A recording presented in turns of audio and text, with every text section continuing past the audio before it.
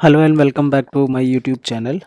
इस क्वेश्चन में भी हम फंक्शनल डिपेंडेंसी से रिलेटेड एक क्वेश्चन को देखेंगे जिसमें हमें कैंडिडेट की को निकालना है कि कौन कौन सी कैंडिडेट की इस गिवन रिलेशन और इस फंक्शनल डिपेंडेंसी से पॉसिबल है।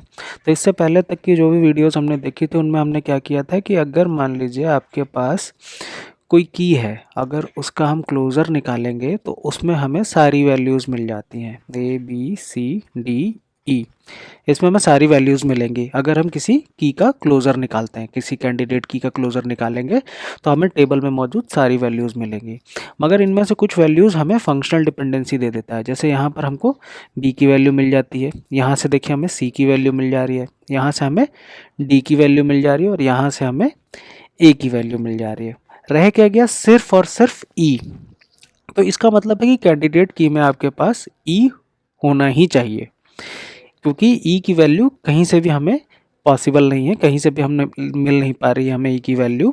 तो ई की वैल्यू हमारे कैंडिडेट की में होनी चाहिए। मगर इसके अलावा भी कुछ और वैल्यूज़ हो सकती है किसी एक कैंडिडेट की में, तो वो हमें चेक करना पड़ेगा। तो बेसिक स्टेप क्या है कि सबसे पहले हम ई को ही चेक कर लेते हैं कि क्या ये ई कैंडिडेट की बन सकती है या नहीं। तो इसके लिए हमें ई का क्लोज़र निकालना पड़ेगा। तो ई का क्लोज़र में ई तो ऑटोमेटिकली आ जाएगा, क्योंकि ई की वैल्यू तो हमें ऑलरेडी गिवन है। ई की हेल्प से देखिए और कोई भी वैल्यू हम नहीं निकाल सकते, तो इसका मतलब है कि ई हमारी कैंडिडेट की पॉसिबल नहीं है। तो अब हमें डिफरेंट पॉसिबिलिटीज़ चेक करनी होंगी। ई तो हर कैंडिडेट की में होगा ही होगा। एक्स्ट्रा कॉम्बिनेशन क्या है? इसके अलावा एक्स्ट्रा कॉम्बिनेशन हो सकता है कि ई में हमको कुछ ना कुछ ऐड करके देखना पड़ेगा। तो ई में हम जब ए को ऐड करते हैं तो हमको चेक करना पड़ेगा कि ये कैंडिडेट की बन सकती है या नहीं।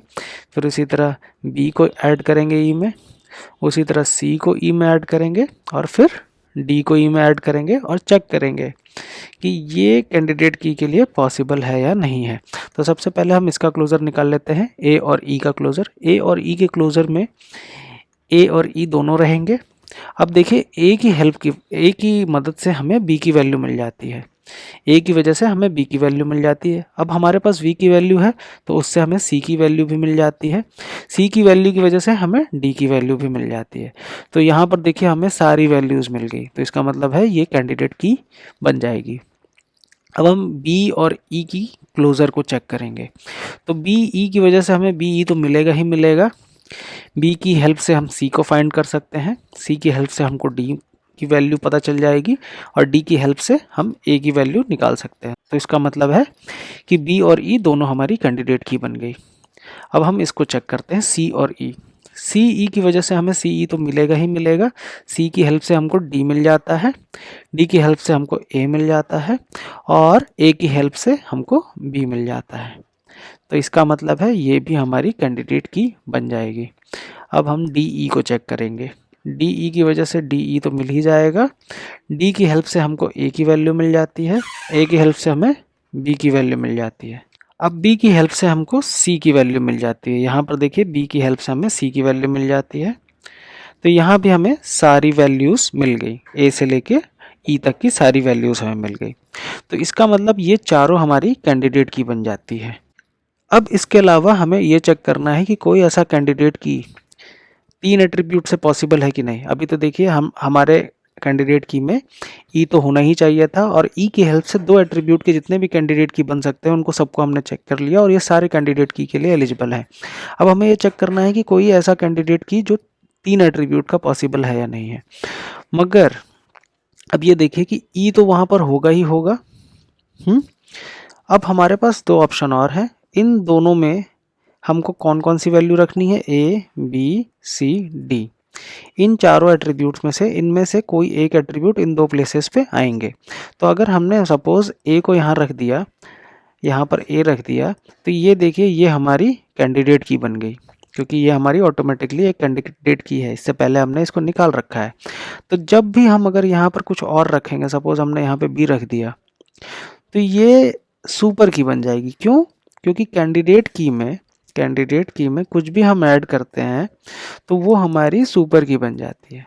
कोई भी एट्रीब्यूट ऐड करेंगे तो वो हमारी सुपर की बनेगी, कैंडिडेट की नहीं बन सकती। उसी हिसाब से अगर और भी सारे कॉम्बिनेशन हम चेक करेंगे तो सारे कॉम्बिनेशन इसी वजह से हमारी सुपर की बनेगी, कैंडिडेट की नहीं बनेगी। तो तीन एट्रीब्यूट का कोई भी की पॉसिबल नहीं है अब। क्योंकि उन सभी में ई तो रहेगा ही रहेगा, A B C D already exist करते हैं, यानी A E B E C E and D E, ये हमारी कैंडिडेट की तो ऑलरेडी बन चुकी है। अब इसमें हमें ये चेक करना है कि कोई 3 एट्रीब्यूट का कैंडिडेट की पॉसिबल है कि नहीं है। तो अगर हम ए ई में कुछ भी ऐड करते हैं, सी डी ई में से कुछ भी ऐड कर देते हैं, तो वो हमारी सुपर की बन जाती है, कैंडिडेट की नहीं बनेगी। तो इसी वजह से हमारे पास सिर्फ और सिर्फ ये 4 ही कैंडिडेट की पॉसिबल है। ओके, तो इसी तरह की वीडियोस के लिए बने रहिए हमारे साथ, हम आगे के और वीडियोस में भी ऐसे ही क्वेश्चंस को सॉल्व करेंगे। और अगर हमारे चैनल को सब्सक्राइब नहीं किया तो प्लीज़ हमारे चैनल को सब्सक्राइब कीजिए, जिससे आपको वीडियोज़ की नोटिफिकेशन मिले जैसे ही हम वीडियो अपलोड करते हैं।